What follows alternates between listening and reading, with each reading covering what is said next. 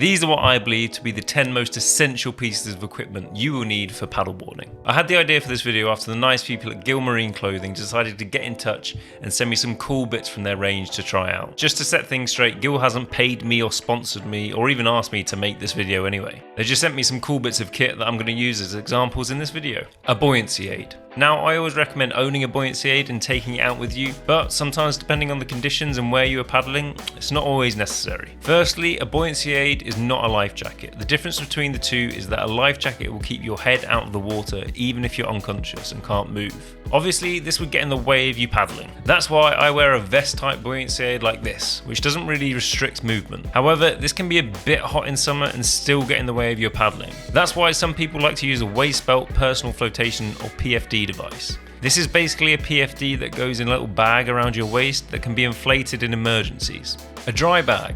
They look like this and they're great for anything you want to keep dry. This one's from Gill.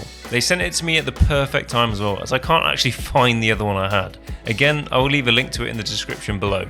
I'd also recommend getting a waterproof phone case for extra security. I have this one and you can still use your phone through the case. A repair kit. You should normally get a repair kit as part of your board bundle. It looks something like this and it will help you repair your board if it gets damaged or punctured and should get you back to where you need to go.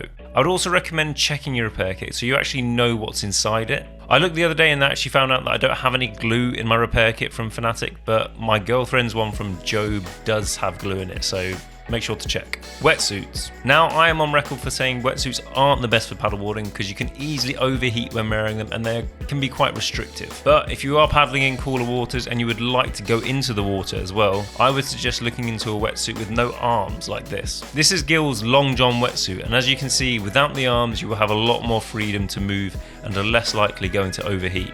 Quick drying tops. You want to wear light, breathable clothing, anything you'd wear to the gym. Something quick drying like this is definitely the go-to. There are some paddleboard specific brands from Red and Mystic, but I mean anything will do. A leash. You'll want some sort of leash unless you want to be swimming after your board. Now, not everyone falls in and needs to worry that much about a leash, but it can be handy when lifting your board from the water. I just use an ankle coil leash, but that's mainly because I don't SUP in fast flowing water where you can get dragged under if you catch your leash on something and you can't get to your ankle and take the leash off. But for those occasions where you might be in rough conditions, you can get a quick release waist belt. A waterproof. In cooler and rainy weather conditions, you will want to bring a waterproof with you. A light waterproof jacket like this will be great for colder conditions, but in warmer rainy weather, a cagoule will do fine.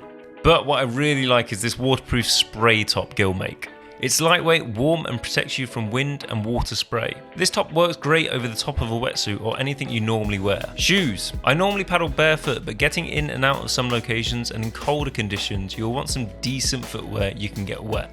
Wetsuit boots work great here, but even an old pair of trainers can do the same trick. And finally, a decent paddle. Now, I have a video going over all the benefits of a decent paddle over a cheaper paddle, but a good paddle can make a lot of difference when SUPing. Now, you don't have to get one made out of carbon, but a decent paddle will increase performance more than you may think.